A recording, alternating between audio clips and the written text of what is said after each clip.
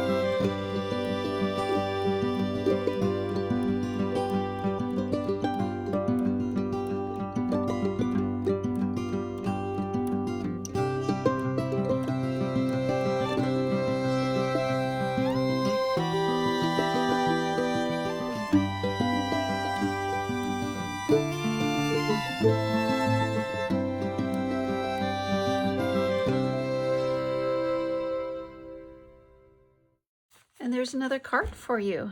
It was really fun to make. I just used a window sheet, layered up the cardstock. You saw me, I didn't even measure. Embossed the top, a little embossing powder for the sentiment, stamped the envelope, stamped the inside, and my birthday card is ready to go. Well, thank you so much for watching. Don't forget to hit like, subscribe, and share this video. And we'll see you next week. Bye.